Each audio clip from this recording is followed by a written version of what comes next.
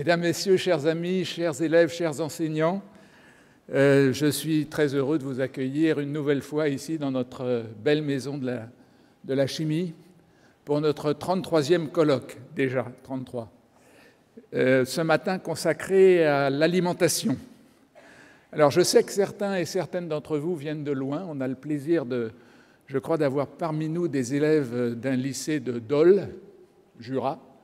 Ils sont là ? Non, pas encore. Ils vont peut-être arriver.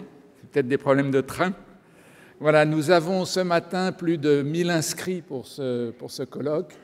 La moitié sont des élèves et leurs enseignants. Cela montre qu'il y a toujours un grand intérêt pour les colloques que nous organisons et nous en sommes particulièrement contents. D'entrée, je voudrais remercier Danielle Olivier, notre vice-présidente, qui est l'organisatrice principale de ces colloques, qui les a créés il y a maintenant presque une vingtaine d'années. Je veux remercier également Pascale Bridou-Buffet, qui n'est pas là parmi nous parce qu'elle est toujours en train de veiller aux moindres détails pour que les choses se passent au mieux. Et puis remercier l'ensemble du personnel de la Maison de la Chimie qui vous a accueillis ce matin quand vous êtes arrivés et qui nous aidera à ce que cette journée se passe dans les meilleures conditions. Alors, nous avions déjà réalisé il y a une quinzaine d'années un colloque sur l'alimentation, mais nous avons pensé que les développements qui se sont produits au cours des années récentes nécessitaient que nous revenions sur le sujet, développements récents qui permettent d'avoir une alimentation toujours plus saine, plus sûre et plus durable.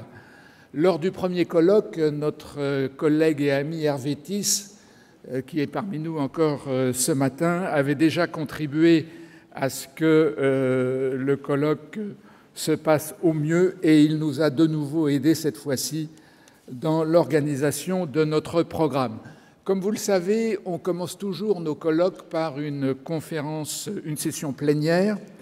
Et cette fois-ci, notre session plénière verra tout d'abord Jean-Michel Le Cerf, qui est médecin en chef du service de nutrition de l'Institut Pasteur de Lille, et il nous montrera dans sa conférence comment le trio chimie, biologie et métabolisme constitue le trio gagnant pour bien comprendre la nutrition.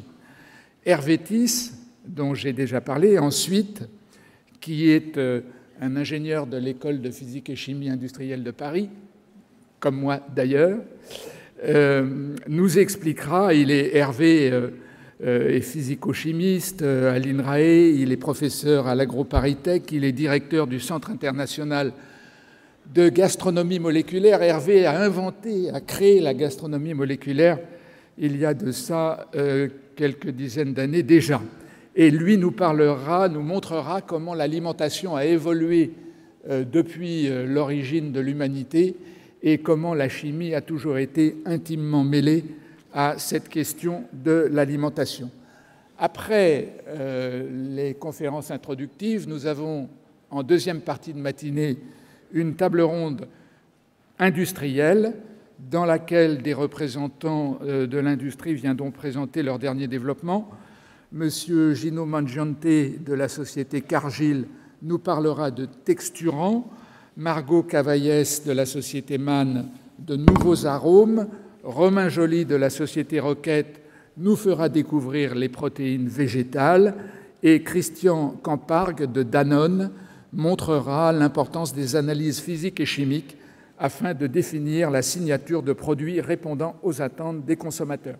Alors, à la fin de la table ronde, il y aura un large temps consacré aux questions et je sais que les élèves, entre autres, nous ont fait parvenir des questions. Surtout, n'hésitez pas, ne soyez pas timides, posez vos questions, il n'y a pas de mauvaises questions, on répondra à toutes.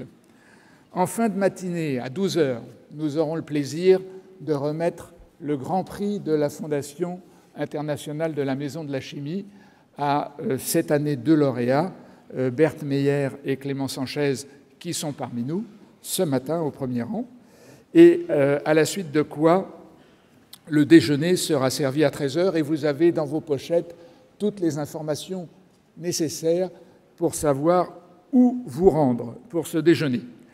La session de l'après-midi est traditionnellement consacrée au dernier développement de la recherche. Nous l'avons intitulée « Bien manger ».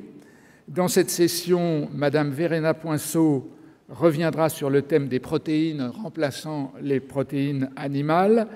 Claire Demarche nous invitera à découvrir les secrets de l'olfaction, c'est-à-dire l'odorat. Georges Casse présentera les travaux de l'Agence européenne de sécurité alimentaire, qui a pour mission de protéger les consommateurs. Et Bernard Meunier s'intéressera au rôle des métaux dans notre alimentation.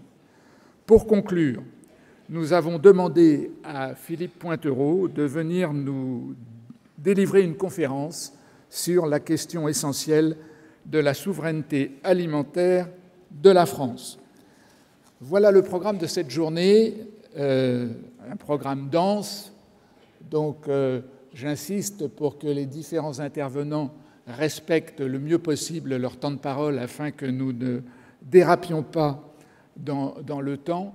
Je remercie par avance aussi chacun, en particulier nos jeunes participants du balcon, de faire tout leur possible pour être silencieux de façon à ce qu'on puisse écouter les conférences des intervenants dans le calme. Dès la semaine prochaine, vous pourrez trouver sur le site de Médiachimie et sur le site de la Fondation les vidéos des différentes interventions. Ces vidéos feront l'objet d'un ouvrage numérique qui paraîtra à l'automne. Et puis sur Médiachimie, vous pourrez trouver des informations complémentaires touchant à l'alimentation. D'ailleurs, dans vos pochettes, les pochettes qui vous ont été remises ce matin à l'accueil, vous avez une petite carte postale avec un QR code. Et si vous scannez ce QR code, vous allez directement sur les informations concernant l'alimentation dans Médiachimie. Voilà, Médiachimie qui vous est présentée. Vous en avez eu une présentation juste avant que je n'intervienne. Et vous pouvez voir dans le foyer aussi en boucle des informations concernant Médiachimie et tout ce que vous pouvez trouver pour vous aider dans vos recherches, qu'elles soient pédagogiques ou dans vos recherches d'emploi. Voilà ce que je voulais vous dire en introduction et sans plus attendre, je vais appeler Monsieur Le Cerf et Hervé Thys à la tribune pour leurs interventions. Merci de votre attention et très bonne journée à tous.